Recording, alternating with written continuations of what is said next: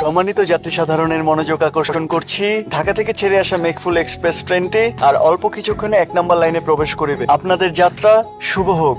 হাসান সাহেব, আপনার এক বন্ধু এসেছিলেন, আপনাকে খুঁজে না পেয়ে একটা নাম্বার দিয়ে গেছেন, আমাকে ফোন করতে বলেছেন।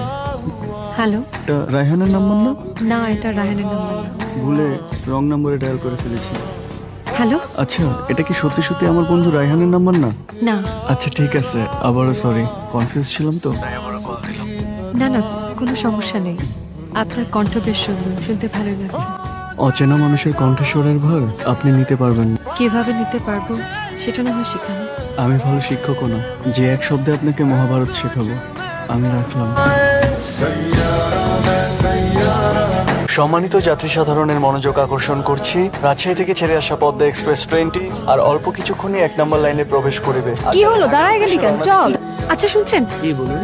এই যে অ্যানাউন্সমেন্টটা হচ্ছে, এটা কার ভয়েস? ওনার নাম হাসান। হাসান সাহেবের সাথে একটু দেখা করা যাবে? উনি এই সামনে অ্যানাউন্সমেন্ট রুমে বসে। Thank you. আপনি হাসান সাহেব? তো আপনি একটা উপকার করতে পারবেন? হ্যালো, আমি রূপা। আপনি আমাকে চিনবেন না বোধহয়। আপনার এক বন্ধুকে কল করতে গিয়ে এই নাম্বারে ফোন করেছিলেন। অদ্ভুত, আপনি আমার বাসার নাম্বার কোত্থেকে? এটা তো পাওয়ার কথা না।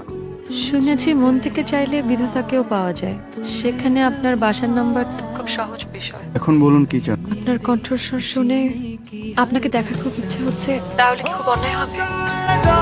কে বলছেন? হাসান সাহেব, আপনি আবার কল করেছেন? আমি আপনার সাথে দেখা করতে চাই। নয়নপুর স্টেশন আসেন। অবশেষে দেখা হচ্ছে তাহলে। আপনি কি হাসান? জি হাসান। আমি রূপা। কেমন আছেন? সত্যি বলবো, সত্যি শুনতে সুন্দর লাগে। আপনাকে দেখে একটা অদ্ভুত অনুভূতি হচ্ছে, একটা অন্যরকম অনুভূতি, স্নিগ্ধ। মেয়েরা প্রশংসা শুনলে খুশি হয়, তাই বলছেন? সুন্দর মনের মানুষের চোখের দিকে তাকিয়ে আমি মিথ্যা বলতে পারি না। আপনি কি করে বুঝলেন আমার মন সুন্দর? আপনার চোখ তো সেটাই বল। চোখ আর কি বলে? আর আপনি আমার প্রেমে পড়েছেন। আপনার কণ্ঠে কি আছে বলেন তো? ওকে বেহায়া বানিয়েছে।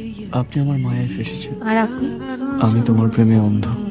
টেলি যোগাযোগটা বিচ্ছিন্ন থাকলেও আমাদের মনের যোগাযোগটা কিন্তু বিচ্ছিন্ন হয়নি। কি করে বুঝবো? শুনতে পাও? হ্যালো। পয়েন্টে নিয়ে তো ভালোই গর্ব করে। আজকে তো সিপাই দেখলাম কাল লগে জানি জড়াজড়ি করতাম। তাহলে এগুলাই চলে না? ছেলেটা কে? হাসান। কতদিনের পরিচয়? 2 মাস। ছেলেটাকে কাল আসতে বল। ভাইয়াকে আপনার আমার কথা বলে দিয়েছি। ভাইয়া আপনার সাথে দেখা করতে চাই। কালকে আপনি আসবেন আর আমি অপেক্ষা করব। আচ্ছা। হ্যালো। বাবা, হাসান ভাই অ্যাক্সিডেন্ট করছে। বাবা, আমি হসপিটাল যাইতেছি।